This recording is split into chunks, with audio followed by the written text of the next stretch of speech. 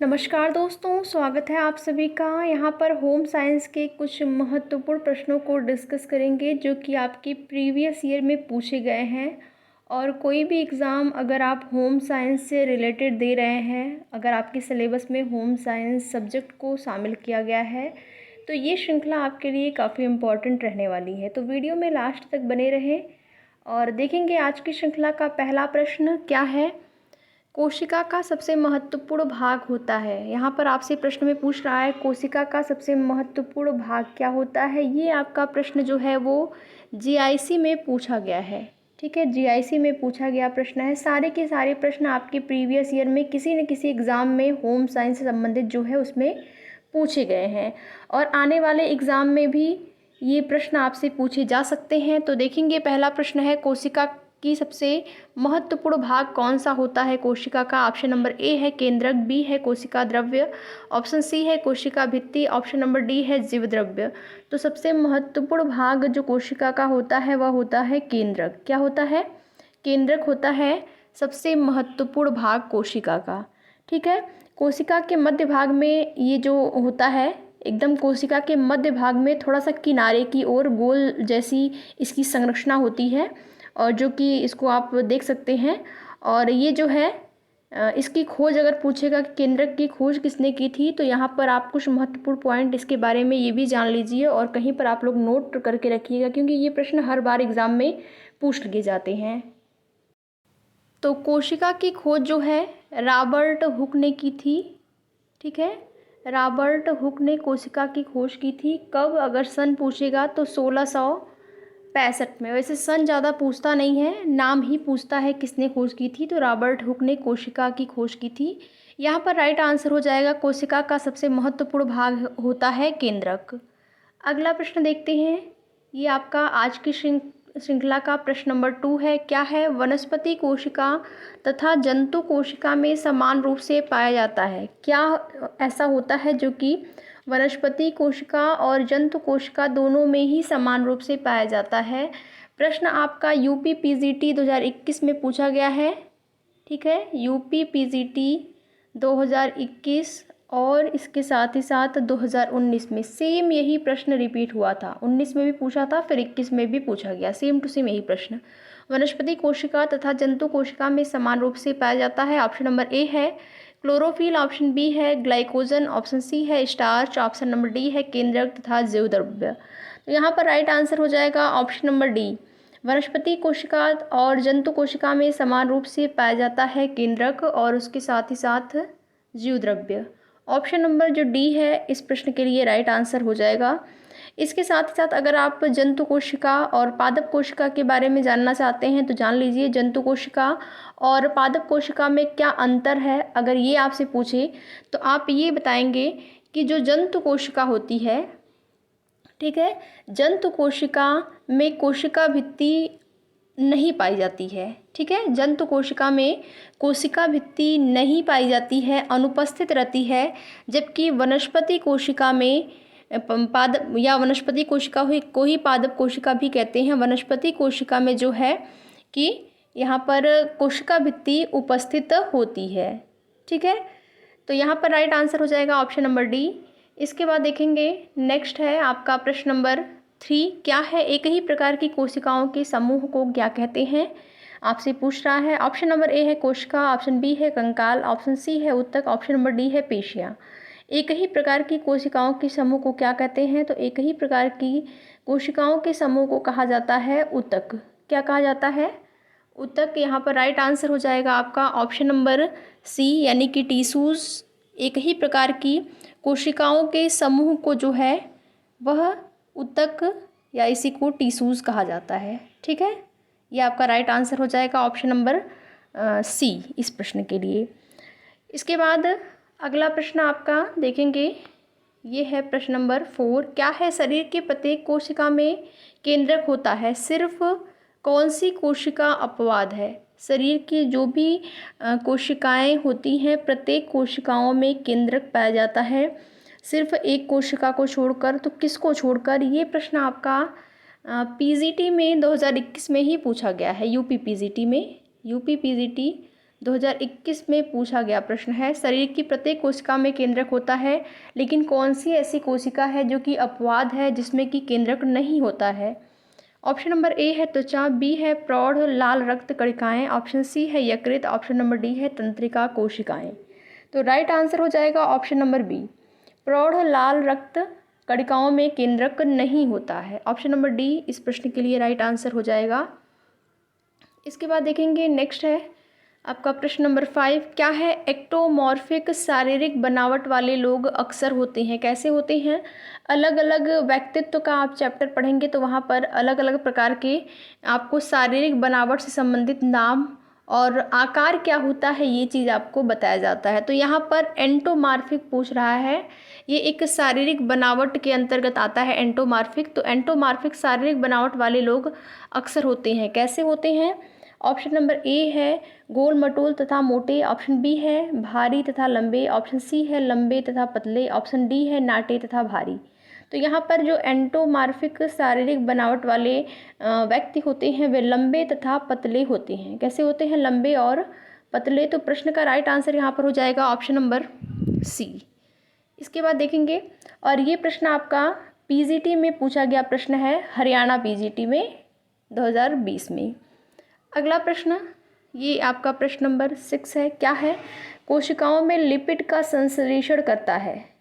कोशिकाओं में लिपिड का संश्लेषण करता है। ऑप्शन नंबर ए है एंडोप्लाज्मिक रेटिकुलम, ऑप्शन बी है मृदु एंडोप्लाज्मिक रेटिकुलम, ऑप्शन सी है एंडोमॉर्फिक प्लाज्मिक रेटिकुलम, और ऑप्शन नंबर यहाँ पर देखेंगे डी है गाल्जी उपकरण।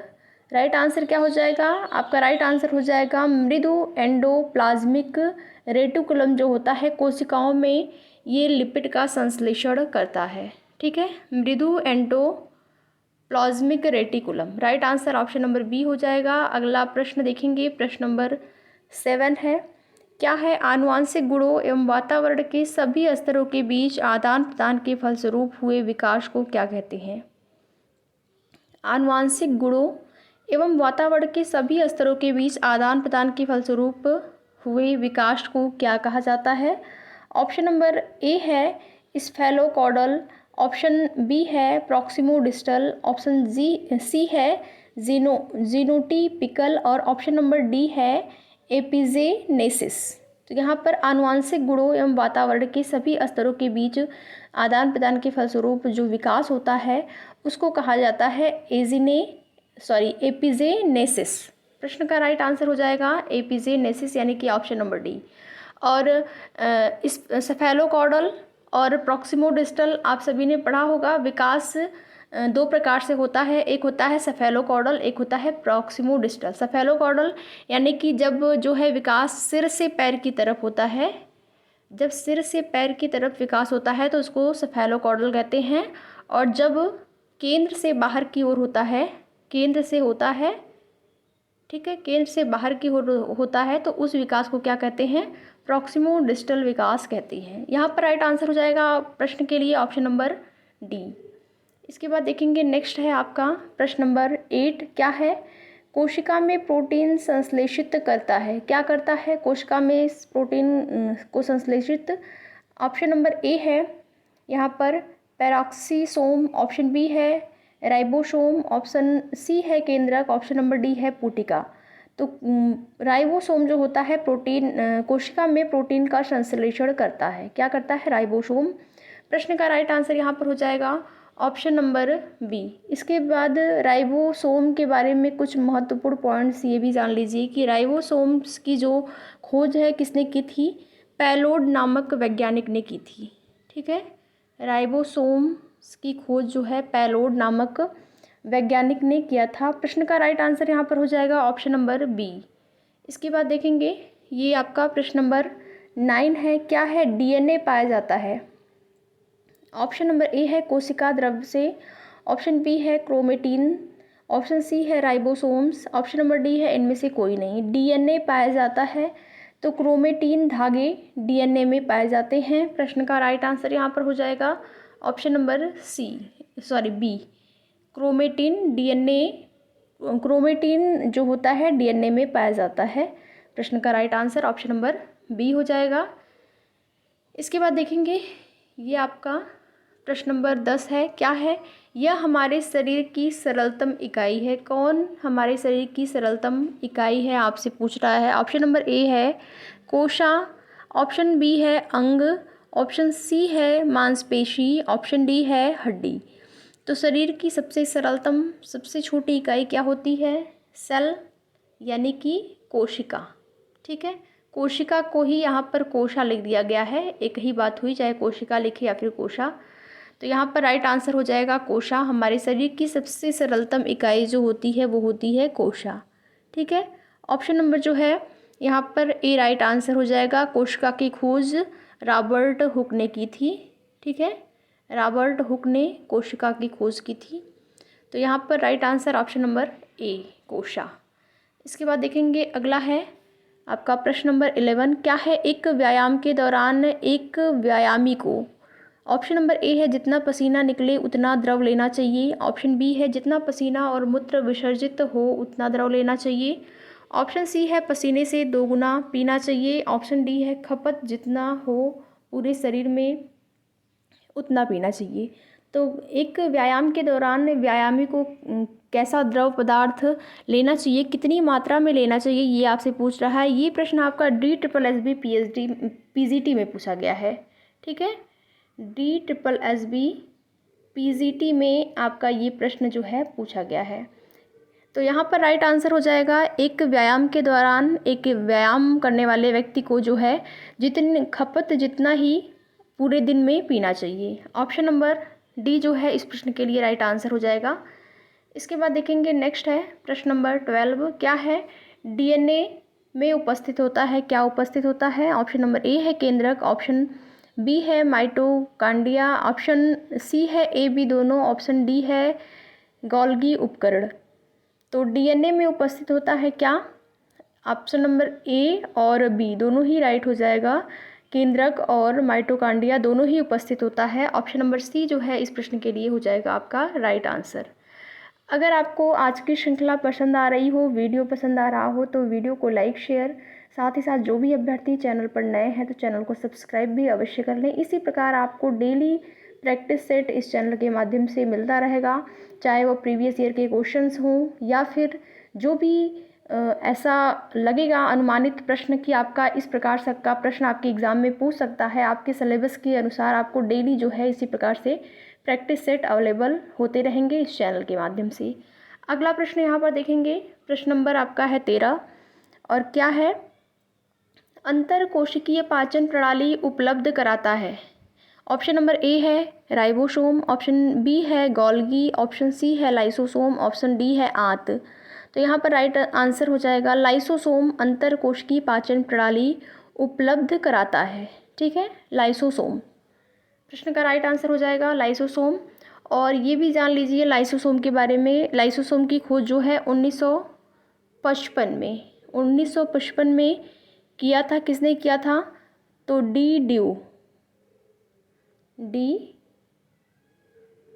ड्यू ने इसकी खोज की थी 1955 में। ठीक, यहाँ पे ई होगा। 1955 में लाइसोसोम की खोज इन्होंने ही किया था। Right answer option number C. इसके बाद देखेंगे ये है आपका प्रश्न नंबर 14। क्या है? ATP का विस्तार करें, यानी कि यहाँ पर आपसे ATP का फुल फॉर्म पूछ रहा है, क्या होगा? तो ATP का फुल फॉर्म जो होता है वो होता है एडेनोसिस ट्राईफॉस्फेट। प्रश्न का राइट आंसर हो जाएगा ऑप्शन नंबर ए, एडेनोसिस ट्राईफॉस्फेट जो है ATP का विस्तृत रूप या फिर इसका फुल फॉर्म होता है। ऑप्शन नंबर ए जो है राइट आंसर हो जाएगा। इसके बाद देखेंगे अगला प्रश्न है प्रश्न नंबर 15। क्या है? स्वयं प्रतिलिपिकारी है। कौन है जो कि स्वयं प्रतिलिपिकारी है? ऑप्शन नंबर ए है लाइसोसोम, ऑप्शन बी है माइटोकांड्रिया, ऑप्शन सी है गोल्गी संरचना, ऑप्शन डी है केंद्रक। तो माइटोकांड्रिया जो होता है वह स्वयं प्रतिलिपिकारी होता है। प्रश्न का राइट आंसर यहाँ पर हो जाएगा आपका option number B. Option number B जो है इस प्रश्न के लिए राइट आंसर हो जाएगा। ठीक है, और यहाँ पर ये भी आप लोग जान लीजिएगा कि माइटोकॉन्ड्रिया की खोज किसने की थी। तो इसकी खोज की थी अल्बर्ट वॉन कैलिकर ने। ठीक है, कैलिकर, अल्बर्ट वॉन कैलिकर ने जो है माइटोकॉन्ड्रिया की खोज की थी। और कब की थी? तो 1880 में। इसके साथ ही साथ कुछ महत्वपूर्ण पॉइंट्स माइटोकॉन्ड्रिया से संबंधित क्या है उसको भी जान लीजिए। तो माइटोकॉन्ड्रिया जो होता है पौधों और जंतुओं, सभी पौधे और सभी जंतुओं में जो कि जीवित कोशिकाओं में पाया जाता है, केवल बैक्टीरिया और नीले हरे शैवाल को छोड़कर। किस में नहीं होता है? तो बैक्टीरिया और नीले हरे शैवाल, नीले हरे शैवाल को छोड़कर ये जो होता है पौधे तथा जंतुओं की समस्त जीवित कोशिकाओं में पाया जाता है माइटोकॉन्ड्रिया। प्रश्न का राइट आंसर यहाँ पर हो जाएगा ऑप्शन नंबर बी। इसके बाद देखेंगे अगला प्रश्न है, कोशिका की खोज किसने की थी? सीधे सीधे प्रश्न पूछ रहा है कोशिका की खोज। तो कोशिका की खोज की थी रॉबर्ट हुक ने। ठीक है, रॉबर्ट हुक ने कोशिका की खोज की थी। ये प्रश्न आपका पीजीटी में पूछा गया है, पीजीटी 2013 में पूछा गया प्रश्न है। प्रारंभ में प्रश्न जो है थोड़े से डायरेक्ट पूछे जाते थे, लेकिन अब प्रश्न जो हैं वो घुमाकर पूछे जाते हैं। तो यहाँ पर रॉबर्ट हुक ने कोशिका की खोज की थी। कब की थी? तो 1665 में। प्रश्न का right answer option number B हो जाएगा। इसके बाद देखेंगे अगला प्रश्न क्या है, केंद्रक के अभाव में कोशिका में निम्न में से कौन अनुपस्थित होगा? केंद्रक के अभाव में ऑप्शन नंबर ए है माइटोकॉन्ड्रिया, ऑप्शन बी है गुणसूत्र, ऑप्शन सी है लाइसोसोम, ऑप्शन डी है डीएनए। तो केंद्रक के अभाव में कोशिका में अनुपस्थित होता है गुणसूत्र। प्रश्न का राइट आंसर यहाँ पर हो जाएगा ऑप्शन नंबर बी। ठीक है, गुणसूत्र जो होता है अनुपस्थित होता है केंद्रक के अभाव में कोशिका में। इसके बाद देखेंगे अगला प्रश्न क्या है, निम्नलिखित में से किसे कोशिका के ऊर्जा संस्थान के रूप में जाना जाता है? कोशिका के ऊर्जा संस्थान के रूप में किसको जाना जाता है? तो आप सभी को पता होगा कोशिका के ऊर्जा संस्थान के रूप में जाना जाता है माइटोकॉन्ड्रिया को। इसको जो है पावर हाउस ऊर्जा संस्थान कहा जाता है। ठीक है, ऊर्जा संस्थान यहाँ पर लिखा है, इसी को ऊर्जा संस्थान या पावर हाउस के नाम से भी जानते हैं। प्रश्न का राइट आंसर हो जाएगा ऑप्शन नंबर बी। इसके बाद देखेंगे अगला प्रश्न, मानव कोशिका में उपस्थित गुणसूत्र की संख्या होती है, कितनी होती है गुणसूत्रों की संख्या आपको बताना है। ये प्रश्न आपका पीजीटी में पूछा गया है 2006 में। पूछ रहा है मानव कोशिका में उपस्थित गुणसूत्रों की संख्या होती है, कितनी होती है? तो यहाँ पर राइट आंसर आपका हो जाएगा ऑप्शन नंबर ए, 22 जोड़े प्लस XY गुणसूत्र। ठीक है, 22 जोड़े और उसके बाद 22 जोड़े होते हैं, उसके बाद जो आपका 23वां होता है XY गुणसूत्र। राइट आंसर यहाँ पर हो जाएगा ऑप्शन नंबर ए। इसके बाद देखेंगे अगला प्रश्न, यहाँ पर असंख्य छोटी छोटी इकाइयों जो जीवधारियों के शरीर की रचना करती हैं उसका नाम सर्वप्रथम कोशा रखा गया, जिसका श्रेय जाता है। यहाँ पर पूछ रहा है आपसे, क्या पूछ रहा है? रॉबर्ट हुक ने यहाँ पर कोशिका की खोज किसने की थी, वही चीज़ पूछ रहा है। यहाँ पर कोशा है ना, कोशा यानी कि कोशिका ही पूछ रहा है आपसे कि असंख्य छोटी छोटी इकाइयों के समूह इकाइयों जो जीवधारियों के शरीर की रचना करता है उसका नाम सर्वप्रथम कोशा रखा गया है, जिसका श्रेय किसको जाता है?